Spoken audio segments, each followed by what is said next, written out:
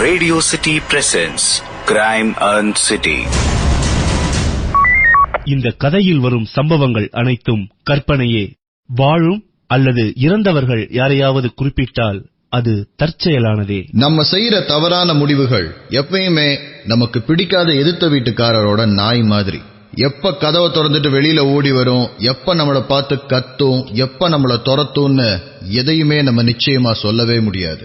லைஃப்ல ஒருத்தர் எடுக்கிற தவறான டிசிஷன் எந்த மொமெண்ட்ல வேணாலும் அவங்கள தாக்க திரும்ப வரும்ன்றதுதான் இன்னைக்கு நான் உங்கள்கிட்ட சொல்ல போற கதை. அழுக்கு டிரெஸ்ஸோடையும் உள்ள ஓடி வந்தாரு அந்த ஆளு. போலீஸ் ஸ்டேஷன்ல இருக்கிற எல்லாருக்குமே ஒரே சந்தேகம், பைத்தியமா அல்லது ஒரு குழப்பத்துல இருக்காரான்னு. வந்த மனுஷன் மூச்சு திணறலுக்கும் அழுகைக்கும் நடுவுல சொன்ன விஷயங்கள்ல இருந்து இன்ஸ்பெக்டர் புரிஞ்சுக்கிட்டது இததான்.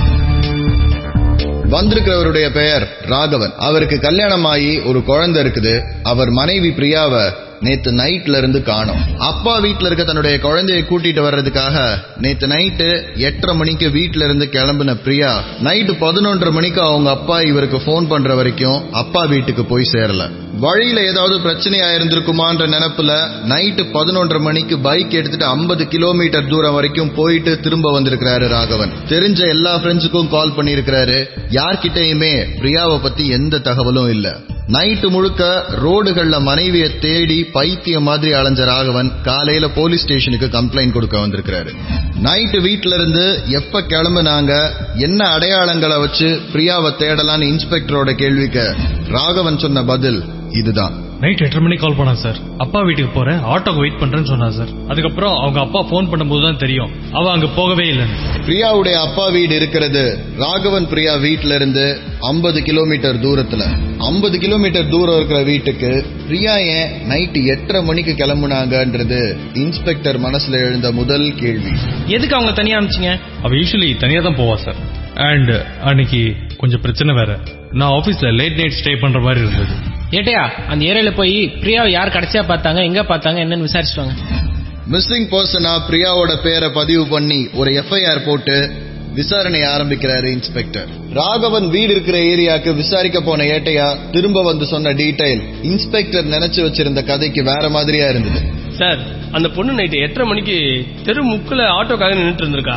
ரெட் கலர் சாரி கட்டிட்டு கையில ஒரு ப்ளூ கலர் ட்ராலி பேக் வச்சிருந்தாங்க சார். விசாரணை ஒரு பக்கம் போயிட்டே இருக்கும்போது அன்னைக்கு மதியானமே ராகவன் கசங்கின பேப்பரோட திரும்ப ஸ்டேஷனுக்குள்ள வந்தாரு. சார், இந்த லெட்டர் குப்பத்தொட்டில கிடந்தது.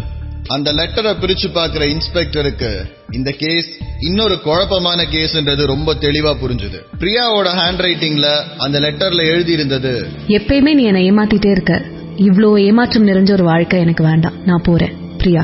இன்ஸ்பெக்டர் வைஃப் மிஸ்ஸிங்னு பதிவு பண்ணியிருந்த கேஸோட ஸ்டேட்டஸ மாத்த வேண்டி இருக்குமோன்னு யோசிச்சாரு. தன்னுடைய மனைவியை காணோன்னு ராகவன் சொல்றாரு. ஆனா அவர் மனைவியுடைய கடிதம் அவங்க இவரை விட்டுட்டு போறாங்கன்னு இருக்கு.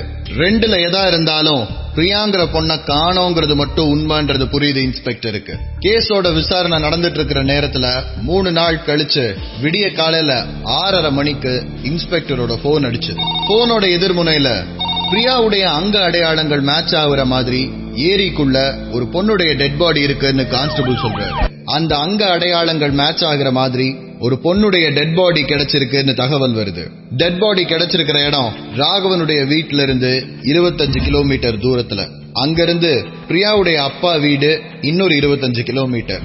சரியா 2 வீடுகளுக்கும் நடுவுல இருக்கிற ஒரு மிட் பாயிண்ட்ல ஏரியில மிதந்துட்டு இருந்த அந்த பிணத்தை காலையில வாக்கிங் போறதுக்காக அந்த பக்கம் வந்தவங்க பார்த்துட்டு போலீஸ்க்கு இன்ஃபார்ம் பண்ணிருக்காங்க. பாடியை ஐடென்டிஃபை பண்றதுக்காக ராகவனையும் பிரியாவுடைய அப்பாவையும் ஸ்பாட்டுக்கு வர வைக்கிறாரு இன்ஸ்பெக்டர். ஆமா சார், இது பிரியா தான். ஆனா நீங்க வீட்ல இருந்து கிளம்பும் போது கடைசியா ரெட் கலர் ட்ரெஸ் போட்டிருந்தா தானே சொன்னாங்க. அதுதான் எனக்கும் புரியல சார். வீட்டுல இருந்து 25 கிலோமீட்டர் தள்ளி இருக்கிற ஒரு ஏரியில பிணமா கிடக்காங்க. வீட்டுல இருந்து கிளம்பும் போது கான்ஸ்டபிளுடைய ரிப்போர்ட் சரின்னா சிவப்பு கலர் சாரி கட்டி இருந்திருக்காங்க. ஆனா இங்க இருக்கிற டெட் பாடி ஒரு ப்ளூ கலர் சல்வார் போட்டிருக்கு. மத்தபடி முகம், ஹைட், வெயிட் எல்லாமே மேட்ச் ஆகுது. சந்தேகமே இல்ல, இது பிரியா தான். ஆனா வீட்டுல இருந்து கிளம்பின பிரியா எங்க ட்ரெஸ் மாத்தினாங்க, என்ன ஆச்சு, இது கொலையா தற்கொலையா, இந்த மாதிரி ஏகப்பட்ட கேள்விகள் மனசுக்குள்ள ஓட ஆரம்பிச்சது இன்ஸ்பெக்டருக்கு. சம்பவ இடத்துக்கு வர ஃபாரன்சிக் டாக்டர் இவங்க இறந்து 3 நாள் ஆயிருக்கும்ன்றத கன்ஃபார்ம் பண்றாரு. மத்த தகவல் எல்லாமே லேபுக்கு கொண்டு போய் ஃபுல் போஸ்ட்மார்ட்டம் முடிச்சதுக்கு அப்புறம் தான் சொல்ல முடியும்னு சொல்லிடுறாரு. 8:30 மணிக்கு வீட்டுல இருந்து கிளம்பின பிரியா இங்க வர்றதுக்கு எவ்வளவு நேரம் ஆயிருந்திருக்கும்னு யோசிக்கிறாரு இன்ஸ்பெக்டர். 25 கிலோமீட்டர், அதிகபட்சம் ஒரு 1.5 மணி நேரம் ஆயிருந்திருக்கலாம். அப்படி இருந்தாலும் 10 மணிக்கு பிரியா இங்க வந்திருந்தா ஆள் நடமாட்டம் இல்லாத இந்த ரோட்ல ஒருவேளை நகைக்காகவோ இல்ல பணத்துக்காகவோ பிரியாவை யாராவது கொலை பண்ணிருக்கலாமோன்ற ஆங்கிள் யோசிக்க ஆரம்பிக்கிறாரு இன்ஸ்பெக்டர். யோ, அந்த ராகவன் ஏரியாவுக்கு போயிட்டு இந்த பிரியா ராகவன் ஜோடி எப்படி, அந்த பொண்ணை கொலை பண்ற அளவுக்கு யாருக்காவது மோட்டிவ் இருந்ததா, வேற ஏதாவது பிரச்சனை இருந்ததா, அதை கொஞ்சம் விசாரிங்க. கான்ஸ்டபிள் இந்த விசாரணையை முடிக்கும் போது இன்ஸ்பெக்டரோட சந்தேக பட்டியல்ல 3 பேருடைய பெயர் இருந்தது. கிளம்பி 3 நாள் கழிச்சு காலையில ஒரு ஏரியில பிணமா மிதந்திருக்கிறாங்க. என்ன காரணமா இருக்கும்? இது கொலையா? கொலைனா செஞ்சது யாரு? என்ன காரணம்? அல்லது தற்கொலையா? இந்த மாதிரி ஏகப்பட்ட கேள்விகள் இன்ஸ்பெக்டருக்கு. முதல் கட்ட விசாரணை ராகவன் பிரியாவுடைய பக்கத்து வீட்டுல இருந்து ஆரம்பிக்கிறாரு இன்ஸ்பெக்டர். அவங்க 2 பேரும் எப்ப பார்த்தாலும் சண்டை போட்டுட்டே இருப்பாங்க சார். அந்த அம்மாக்கு எப்பயுமே அந்த ஆள் மேல டவுட். அந்த ஆள் வீட்டுக்கு வருது லேட்டு, முழு சண்டை தான் சார். சார் அந்த அம்மா செம்ம டார்ச்சர் சார். அந்த ஆளை பிடிச்சி பயங்கரமா டார்ச்சர் பண்ணோம். பாவம் அந்த ஆளு. அக்கம் பக்கத்து வீட்டுல இருக்கவங்க சொல்றது எல்லாமே ஒரே மாதிரி இருந்தது. பிரியாவை பயங்கரமா சண்டை போடுற ஒரு பொண்ணுன்னும் ராகவன் ரொம்ப பாவம்னு எல்லாரும் சொல்றாங்க. அவங்க வீட்டு வேலைக்காரம்மாட்ட கேட்டபோது ஆபீஸ் போயிட்டு வந்ததுல இருந்து அவங்க அழுதுட்டே இருந்தாங்க சார். சார் அந்த பொண்ணு மிஸ் ஆகிற அன்னைக்கு காலையில ராகவனோட ஆபீஸ்க்கு போய் பயங்கரமான ஒரு சீன் கிரியேட் பண்ணிருக்காங்க சார் அந்த பொண்ணு. ஏன், என்ன பிரச்சனை? அந்த ஆளுக்கு ஆபீஸ்ல நிரஞ்சனான்னு சொல்லிட்டு ஒரு அசிஸ்டன்ட் இருக்காங்க சார். இந்த அம்மாக்கு அவங்க 2 பேருக்குள்ள ஏதாவது கனெக்ஷன் இருக்குமோன்னு ஒரு டவுட் சார். அன்னைக்கு ஆபீஸ்க்கு போய் அந்த புள்ளைய கழுவி ஊத்தி இருக்குது. ஆபீஸ்ல பெரிய சீன் ஆகி போச்சு சார். உண்மையிலேயே கனெக்ஷன் ஏதாவது இருக்குதா? செக் பண்ணீங்களா? என் கணக்குப்படி டார்ச்சர் பண்ற ஒரு பொண்டாட்டி, பாவப்பட்ட ஒரு ஹஸ்பண்ட், ஆறுதல் சொல்ல ஒரு அழகான பொண்ணு உள்ள வரா. கூட்டி கழிச்சு பார்த்தா கணக்கு கரெக்டா தானே வருது. ஐயோ சார், அந்த பிள்ளைக்கு ஒரு பாய் ஃப்ரெண்ட் இருக்கான். அன்னைக்கு அந்த ஆபீஸ் பிரச்சனையிலேயே அந்த பாய் ஃப்ரெண்ட் வந்ததுனால தான் சார் பிரச்சனை முடிஞ்சிருக்கு. ஏட்டையா, அந்த ராகவன ஸ்டேஷனுக்கு வர சொல்லுங்க.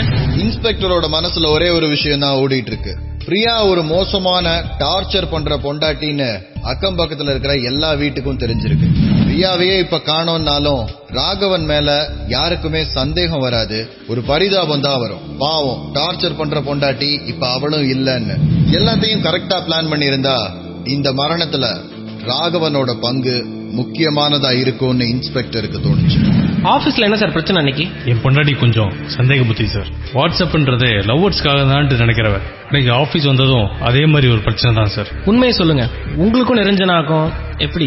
அவன் என் ட்ரெயினி சார். எங்க 2 பேருக்கு நடுவில் வேற எதுவுமே கிடையாது. உங்க மனைவி அன்னைக்கு ஆட்டோக்கு வெயிட் பண்ணதா சொன்னாங்களே, அவங்க யூஸ்வலா ஆட்டோவை போன்ல புக் பண்ணுவாங்களா இல்ல ஸ்டாண்ட்ல எடுப்பாங்களா? அவன் எப்பவுமே போன்ல தான் புக் பண்ணுவான் சார். ஆனா அன்னைக்கு பிரியாவுடைய கால் லிஸ்ட பார்க்கும்போது எந்த ஆட்டோவும் அவங்க புக் பண்ணல, எந்த ஆட்டோக்கும் அவங்க கால் பண்ணல, எந்த ஆட்டோக்காகவும் அவங்க வெயிட்டும் பண்ணல. 8:30 மணிக்கு வீட்டுல இருந்து கிளம்பி ட்ராலி பேக்கோட வெளியில வந்த பிரியா ரோட்ல பாக்குறவங்க கிட்ட எல்லாம் ஆட்டோவுக்கு வெயிட் பண்றதா சொல்லியிருக்காங்க. ஆனா அப்படி எந்த ஆட்டோவையும் அவங்க புக்கும் பண்ணல, காலும் பண்ணல. அப்படின்னா பிரியா அன்னைக்கு யாருக்காக வெயிட் பண்ணாங்க? 25 கிலோமீட்டர் டிராவல் பண்ணிருக்காங்க. ராகவன் வீட்டுல இருந்து அவங்க உடல் கண்டெடுக்கப்பட்ட ஏரி 25 கிலோமீட்டர். எப்படி போனாங்க, யாரோட போனாங்கன்றதுதான் இன்ஸ்பெக்டரோட முதல் கேள்வி. ஃபாரன்சிக் லேப்ல இருந்து வந்திருந்த அட்டாப்சி ரிசல்ட் இன்னும் இந்த கேஸ குழப்பமாக்குச்சு. பிரியாவுடைய கழுத்துல இருக்கிற செயின், கையில இருக்கிற தங்க வளையல் எல்லாமே அப்படியே இருக்கு. சோ இது ராபரி கேஸ் கிடையாது. பிரியா எந்த பாலியல் வன்முறைக்கு உட்படுத்தப்படல, அதனால இது ரேப் கேஸும் கிடையாது. மரணத்துக்கான காரணம்னு சொல்றது பிரியாவுடைய பின்மண்டையில இருக்கிற பலமான அடி. பின்மண்டையில அடிபட்டு ரத்த கசிவு ஏற்பட்டு அதனால பிரியா இறந்திருக்கிறாங்கன்றதுதான் லேப் ரிப்போர்ட் சொல்றது.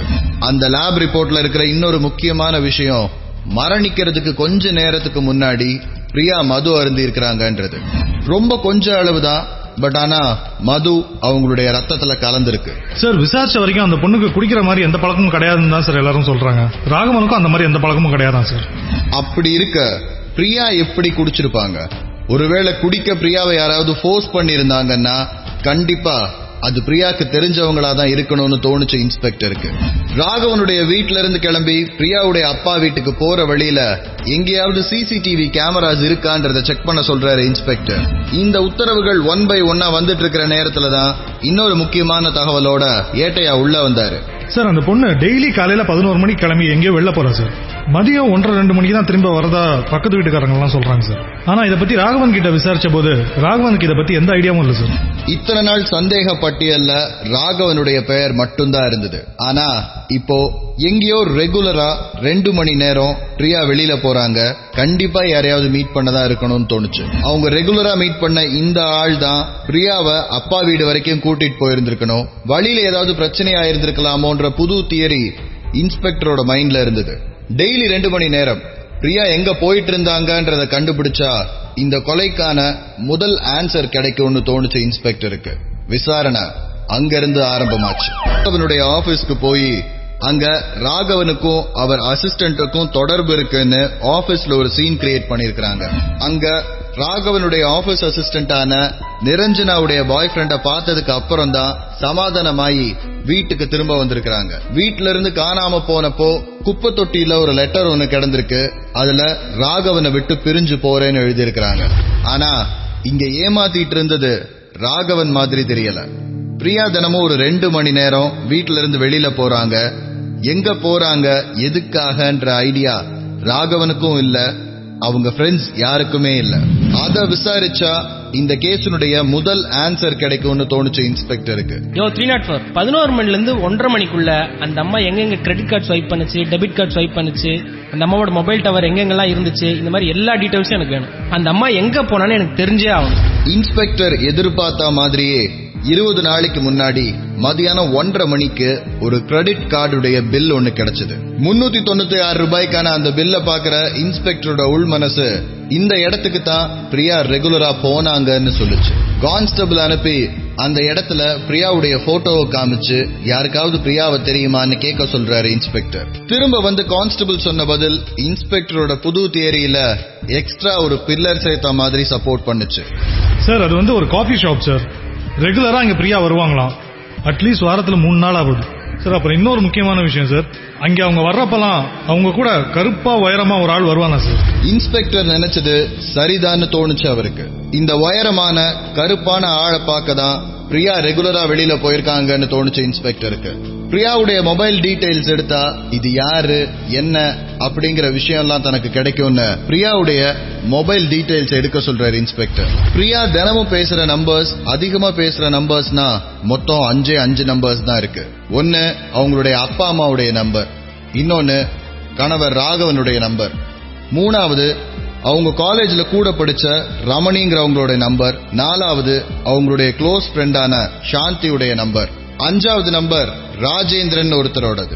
யார் இந்த ராஜேந்திரன்? இன்ஸ்பெக்டரோட மனசுல முதல் கேள்வி வர ஆரம்பிச்சு. ஏட்டையா இந்த ராஜேந்திரன் யாரு? பிரியாவுக்கும் அவருக்கும் என்ன சம்பந்தம்? இது எல்லாத்தையும் அந்த ராகவன் கிட்ட விசாரிங்க. இன்ஸ்பெக்டரோட சந்தேக லிஸ்ட்ல ராகவனுடைய பெயருக்கு அடுத்து புதுசா இப்ப சேர்ந்திருக்கிற பெயர். பிரியாவுடைய மரணத்தை விசாரிச்சுட்டு இருக்கிற இன்ஸ்பெக்டருக்கு பிரியா ரெகுலரா போன் பேசுற ராஜேந்திரன்கிறவர் மேல சந்தேகம் வருது. சார் இந்த ரமணி, ராஜேந்திரன், பிரியா இவங்க எல்லாருமே ஒரே காலேஜ்ல படிச்சவங்க சார். அவங்க ஹஸ்பண்டுக்கு ராஜேந்திரன் ரொம்ப நல்லாவே தெரிஞ்சிருக்கு சார். அண்ட் இன்னொரு விஷயம் சார், இந்த ராஜேந்திரன் இப்போ ஃபாரின்ல இருக்கானா சார்? அவனோட போட்டோ ஏதாவது வாங்குனீங்களா? இல்ல சார், வாங்கிடுறேன். வாங்கிட்டு அந்த காஃபி ஷாப்ல பிரியாவை ரெகுலரா பார்க்க வரவன் இவன் தானு கொஞ்சம் விசாரிங்க. காஃபி ஷாப்புக்கு போயிட்டு வந்த கான்ஸ்டபிள் சொன்ன விஷயம் இன்ஸ்பெக்டருக்கு முதல் அதிர்ச்சின்னா அடுத்த அதிர்ச்சி அவருக்கு வந்த போன் கால்ல இருந்து. சார் அந்த காஃபி ஷாப்புக்கு ரெகுலரா பிரியாவை பார்க்க வருது ராஜேந்திரன் இல்லையா சார்?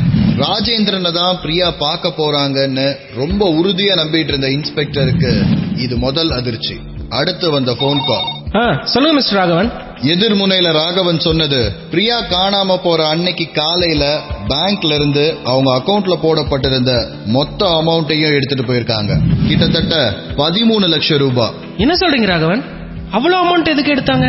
சாதாரணமா ஒரு ஹவுஸ் ஒய்ஃப் மிஸ்ஸிங் ஆரம்பிச்ச கேஸ் ஒரு கொலை கேஸ் ஆச்சு.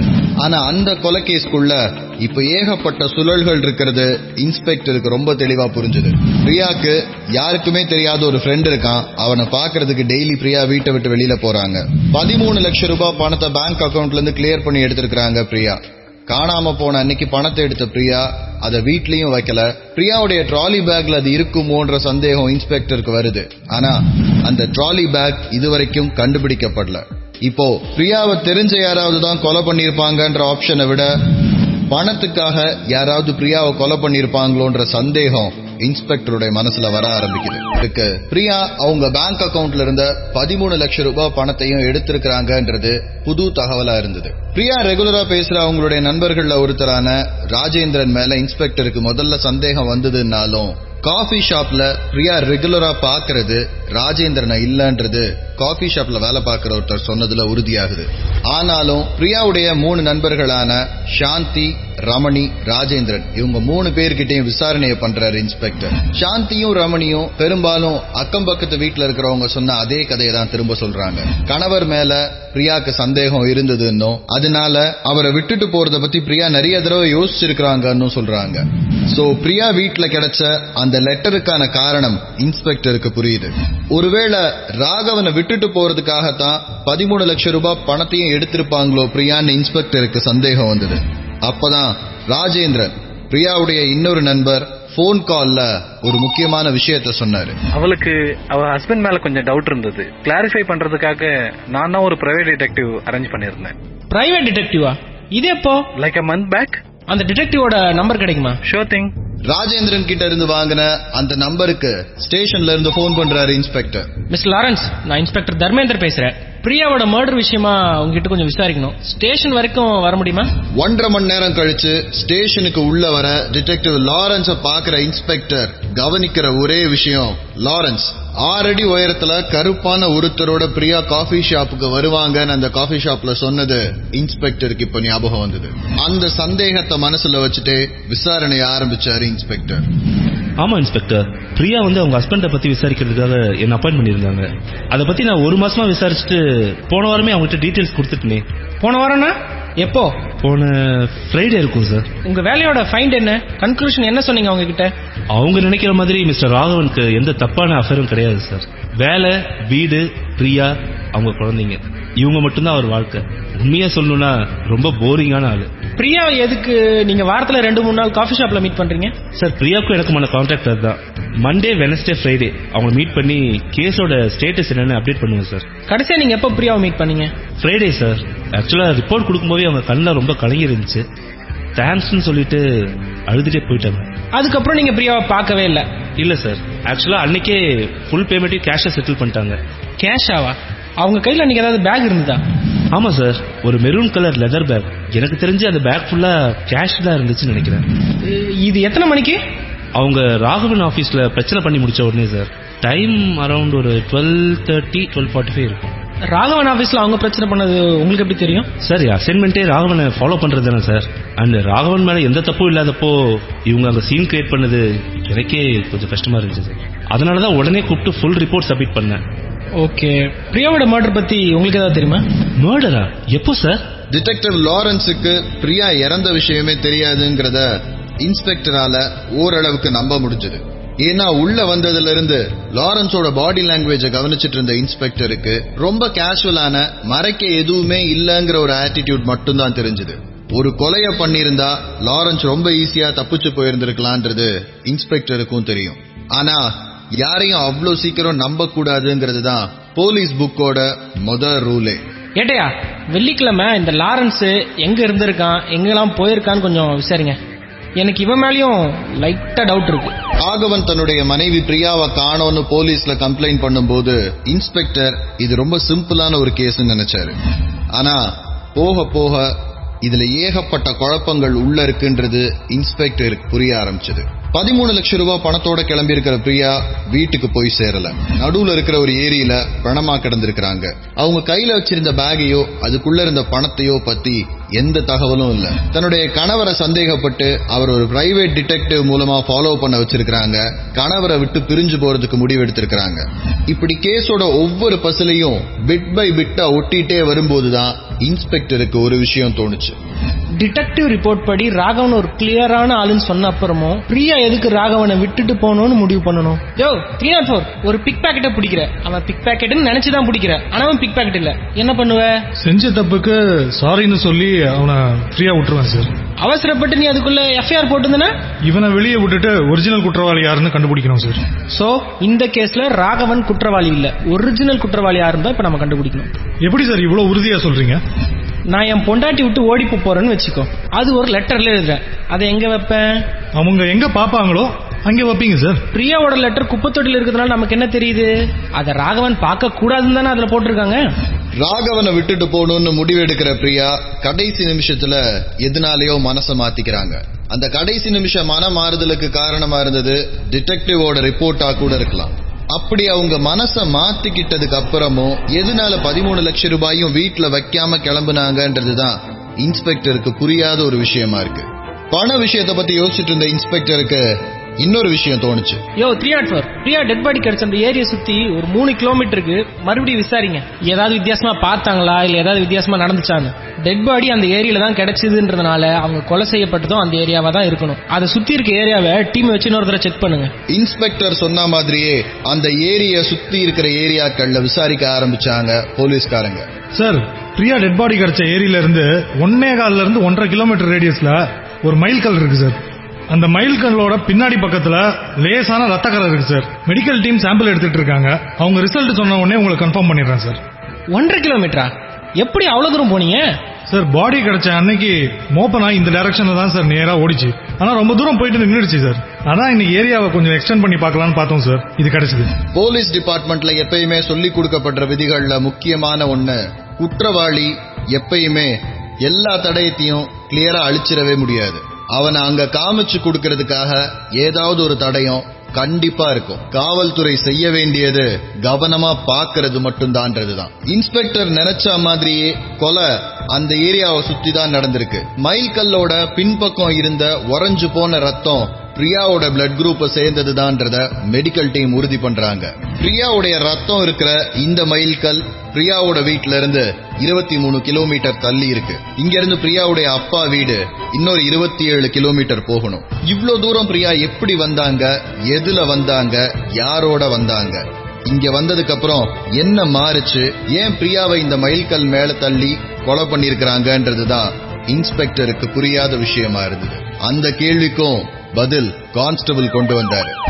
3 பேர் மேல அவருக்கு சந்தேகம் இருந்தது. பிரியாவுடைய கணவர் ராகவன், பிரியாவுடைய நண்பர் ராஜேந்திரன், அதுக்கப்புறம் டிடெக்டிவ் லாரன்ஸ். ஆனா கொஞ்சம் கொஞ்சமா இந்த 3 பேர் மேல இருக்கிற சந்தேகங்களும் விலக ஆரம்பிச்சது. ஆனா இப்ப இன்ஸ்பெக்டருக்கு இருக்கிற first and foremost question, Priya அன்னைக்கு நைட்டு யாரோட வீட்டுல இருந்து கிளம்புனாங்கன்றது தெரிஞ்சா இந்த கேஸ் முடிஞ்சா மாதிரி. யாரோட கிளம்புனாங்கன்றதுதான் அவருடைய கேள்வி. பிரியாவுடைய மரணத்தை விசாரிச்சுட்டு இருக்கிற இன்ஸ்பெக்டருக்கு அவருடைய சந்தேக லிஸ்ட்ல 3 பேருடைய பெயர் இருக்கு. முதல்ல பிரியாவுடைய கணவர் ராகவன். டிடெக்டிவுடைய ரிப்போர்ட் படி ராகவனுக்கு பிரியாவை கொல்றதுக்கான எந்த மோட்டிவும் இல்ல. பிரியா இறந்த அன்னைக்கு ராகவன் ஆபீஸ்ல இருந்திருக்கிறான் வேலையை முடிக்கிறதுக்காக. 11:30 மணிக்கு பிரியாவுடைய அப்பா போன் பண்ணதுக்கு அப்புறம் தான் ஆபீஸ்ல இருந்து ராகவன் வெளியில வந்தாருன்றத ஆபீஸ் செக்யூரிட்டி உறுதி பண்றாரு.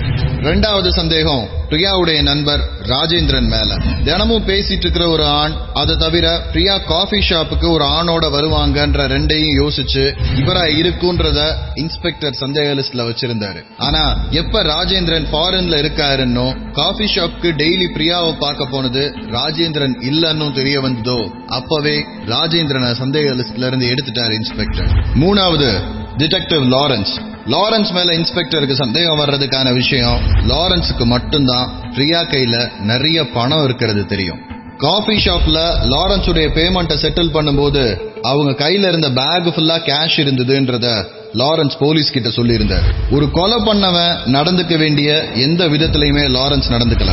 அதனால இன்ஸ்பெக்டருக்கு சந்தேகம் கொஞ்சம் குறைஞ்சாலும் லாரன்ஸை இன்னும் தீவிரமான ஒரு கண்காணிப்பு வளையத்துல தான் வச்சிருந்தாரு இன்ஸ்பெக்டர். அந்த நேரத்துல தான் கான்ஸ்டபிள் லாரன்ஸ் இன்ஸ்பெக்டரை பார்க்க வந்திருக்கிறாருன்றத வந்து சொன்னாரு. சார், பிரியாவோட மர்டர் கேஸ் பத்தி நீங்க சொன்னதை யோசிச்சுட்டு இருங்க.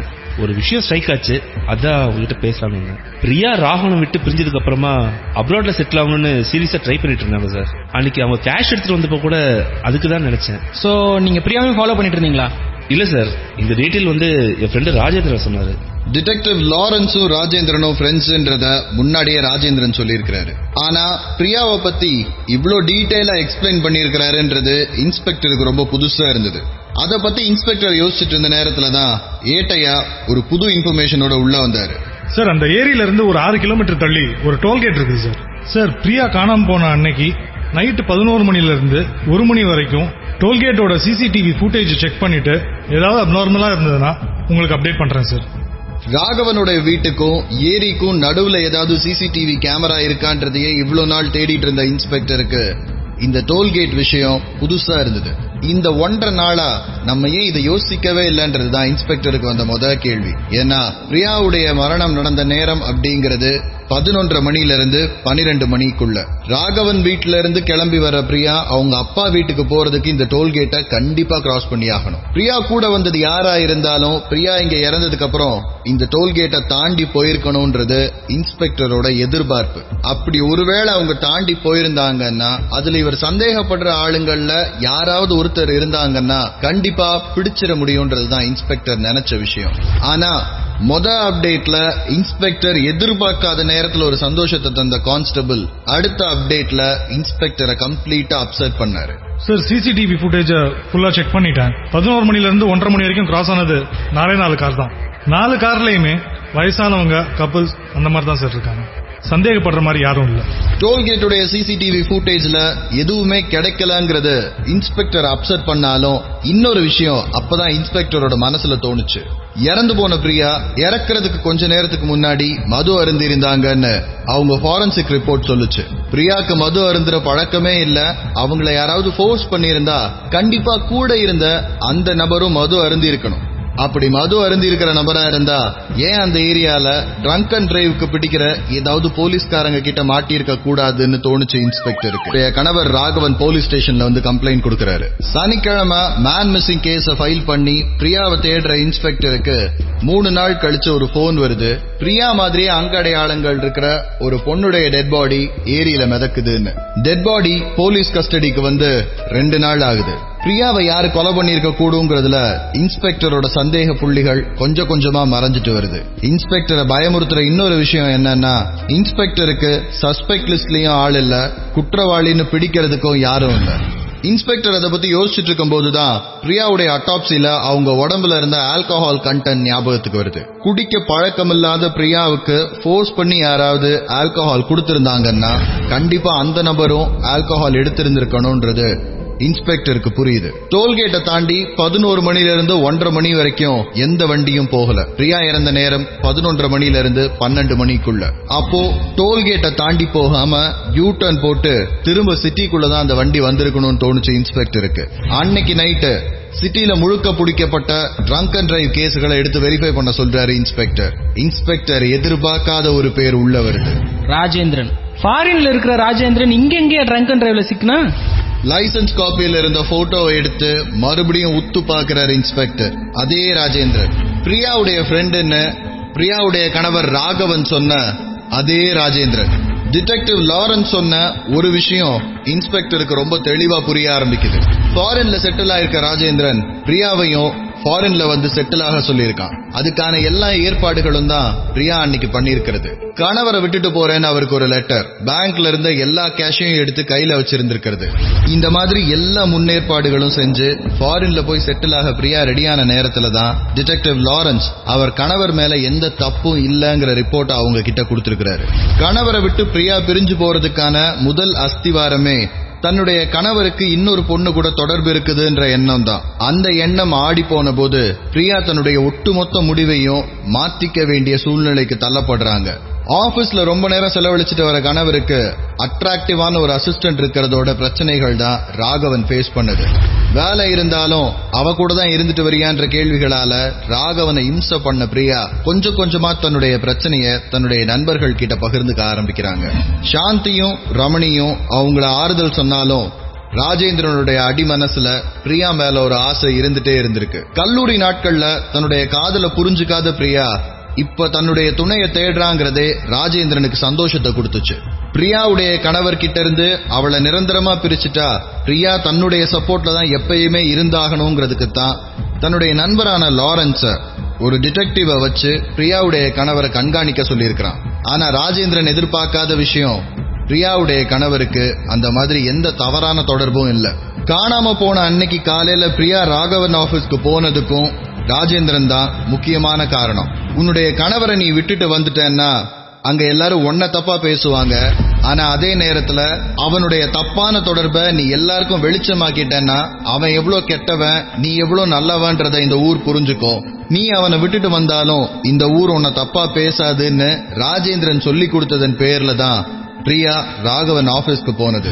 ஆனா அங்க ராகவனுடைய அசிஸ்டன்ட் நிரஞ்சனாக்கு ஒரு பாய் ஃப்ரெண்ட் இருக்கிறதோ அல்லது அதுக்கப்புறம் டிடெக்டிவ் லாரன்ஸ் ராகவன் மேல எந்த தப்பும் இல்லைன்னு ஒரு ரிப்போர்ட் கொடுக்கறதோ ராஜேந்திரன் எதிர்பார்க்காத விஷயம். கடைசி நேரத்துல தன்னுடைய மனசு மாத்திக்கிற பிரியாவை கன்வின்ஸ் பண்றதுக்காக எவ்வளவோ போராடுறான் ராஜேந்திரன். அதனுடைய ஒரு பகுதியாதான் பிரியாவை மது அருந்த வைக்கிறதும். ஆனா ராஜேந்திரன் எவ்வளவு கன்வின்ஸ் பண்ணாலும் பிரியாவுடைய மனசு மாறவே இல்லை. எந்த தப்புமே பண்ணாத தன்னுடைய கணவரை தண்டிச்சிட்டு இருக்கிறோன்ற கோபம் பிரியாக்கு வந்தது. இது எல்லாத்துக்கும் காரணம் ராஜேந்திரன் தான்றது குடிபோதையில இருந்த பிரியாக்கு கோபத்தை இன்னும் அதிகமாக்குச்சு. அங்க நடந்த வாக்குவாதத்துலதான் பிரியாவை ராஜேந்திரன் கார்ல இருந்து வெளியில தள்ளி இருக்கான். கோபமா அவளை கீழே தள்ளிட்டு வேகமா கார் எடுத்துட்டு போயிருக்கான்.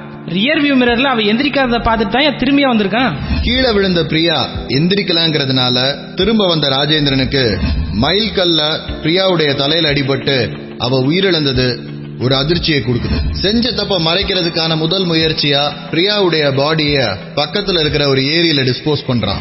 அதுக்கப்புறம் வீட்டுக்கு போனவன் அன்னைக்கு நைட்டே ஃபாரின் போனோம் ட்ரை பண்ணிருக்கான். அவன் பண்ணது 2 தப்பு. ஒன்னு ட்ரங்க் அண்ட் டிரைவ், இன்னொன்னு ஓவர் ஸ்பீடிங். ஓவர் ஸ்பீடிங்க்கு ஸ்பாட் ஃபைன் கட்டிட்டு அவசர அவசரமா அந்த இடத்த விட்டு ஓடின ராஜேந்திரனை இன்னும் அந்த டிராபிக் இன்ஸ்பெக்டர் ஞாபகம் வச்சிருக்காரு. ஓவர் ஸ்பீடிங் லிஸ்ட்ல ராஜேந்திரன் பெயரை பார்த்த உடனே இன்ஸ்பெக்டருக்கு வந்த முதல் சந்தேகம் இது அந்த ராஜேந்திரனாங்கிறது. அங்க ஆரம்பிச்சு அந்த ஓவர் ஸ்பீடிங்கான ஸ்பாட் ஃபைன் ரெசிப்ட்ல இருந்த கார் நம்பரை வச்சு ஆர்டிஓல டீடைல்ஸ் வாங்குறாரு இன்ஸ்பெக்டர். அந்த வீட்டுக்கு போனா எந்த ராஜேந்திரன் பிரியாவுடைய நண்பர்னு அவருடைய கணவர் ராகவன் சொல்லி இருந்தாரோ அதே ராஜேந்திரன். எந்த ராஜேந்திரன் ஃபாரின்ல இருக்கிறான்னு போலீஸ் விசாரிக்கலையோ அதே ராஜேந்திரன். ஃபாரின்ல இருக்கிறதுனால இவன் நம்ம சஸ்பெக்ட் லிஸ்ட்ல இருக்க மாட்டான்னு இன்ஸ்பெக்டர் சந்தேகப்படும் குற்றவாளிகள் பேர்ல இருந்து ராஜேந்திரன் பேரை அடிச்சாரோ அதே ராஜேந்திரன். ஃபாரின்ல இருந்த ராஜேந்திரன் பிரியாவை தன்னோட அழைச்சிட்டு போறதுக்காக இந்தியா வந்திருக்கான். இந்தியா வந்ததுக்கு அப்புறம் பிரியாவுடைய மனசு மாற்றத்தை தாங்கிக்க முடியாம அவளை கன்வின்ஸ் பண்ண ட்ரை பண்ணி இருந்திருக்கான். கன்வின்ஸ் பண்ற போராட்டத்துல பிரியாவை கீழே தள்ளுறவன் ஆக்சிடென்டா அவ உயிர் பிரியறதுக்கு காரணமாயிடுறான். பயத்துல என்ன பண்ணன்னு தெரியாம திரும்ப ஃபாரினுக்கு போயிடுற ராஜேந்திரன் எப்படி இருந்தாலும் போலீஸ் தன்னை பிடிக்காதுன்னு நினைச்சு நம்பிக்கையோட இருந்திருக்கான். ஆனா ராஜேந்திரன் மறந்த விஷயம் ஒன்னே ஒண்ணு, நம்ம வாழ்க்கையில நம்ம எடுக்கிற தவறான முடிவுங்கிறது நமக்கு பிடிக்காத எதிர்த்த வீட்டுக்காரரோட நாய் மாதிரி எப்ப குறைக்கும், எப்ப துரத்தும், எப்ப நம்ம முன்னாடி வந்து நிக்கும்ன்றத நம்ம ஜட்ஜ் பண்ணவே முடியாது. இதே மாதிரி இன்னொரு கதையோட அடுத்த வாரம் உங்களை சந்திக்கிறேன். Radio City presents Crime and City.